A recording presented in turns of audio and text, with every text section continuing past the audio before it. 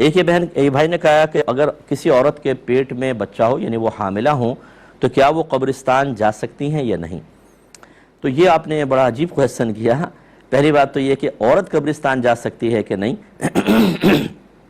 تو یاد رکھیں کہ قبروں کی زیارت زیادہ سے زیادہ مستحب ہے،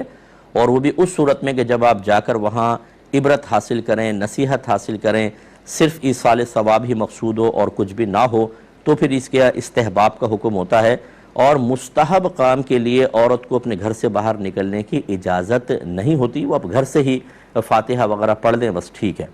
ایک بات تو یہ ہے۔ پھر بھی اگر کوئی عورت جیسے قبرستان کے پاس سے گزر رہی ہیں، وہ چلی گئی ہیں قبروں پر، تو اس کی گنجائش نکلتی ہے۔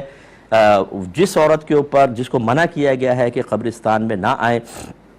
وہ اس صورت میں ہے کہ عورتیں بے پردہ گھر سے باہر نکلیں، راستہ پر امن نہ ہو، یا قبرستان میں مردوں عورتوں کا اختلاط ہو، یا پھر قبور پہ جا کے عورتیں جزع اور فضع کریں گی، روئیں گی، پیٹیں گی، بے ادبی کریں گی،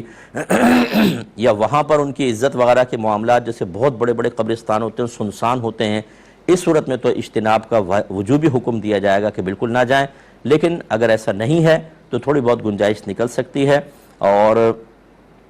یہ جو اب آپ نے پوچھا کہ حاملہ عورت جا سکتی ہے کہ نہیں، تو آپ نے شاید یہ اس وجہ سے پوچھا ہے کہ اس کے حمل پہ کوئی منفی اثر تو مرتب نہیں ہوگا، تو اس طرح کی کوئی باتیں کچھ بھی شریعت میں نہیں ہیں، یہ ہماری اپنی بنائے ہوئے خوف اور باتیں ہوتی ہیں۔ جیسے حاملہ بچی کو کسی بیوہ کے پاس نہیں جانے دیتے، یا کسی عورت کے بچے نہیں ہو رہے تو اس کے پاس نہیں جانے دیتے کہ وہاں نہ جانا، اس کے بچے نہیں ہوتے۔ اتنی احمقانہ اور مطلب غیر شرعی یہ بات ہے، کچھ انتہا نہیں۔ یعنی کہ اس عورت کو پتہ چل جائے کہ چونکہ آپ کے بچے نہیں ہیں اس لیے ایک حاملہ بچی کو آپ کے پاس آنے سے روک دیا، گویا کہ یہ تصور ہے کہ یہ اس عورت ایک نحوست ہے جس کا اثر اس حاملہ بچی تک پہنچ سکتا ہے، جو انتہائی خلاف شرع چیز ہے، اور اس صورت میں اس کی کتنی دل آزاری ہوگی۔ اور اس طرح جو ہمارے گھر کی بڑی بوڑھیاں ہیں جو بہت مطلب یہ کہ جیسے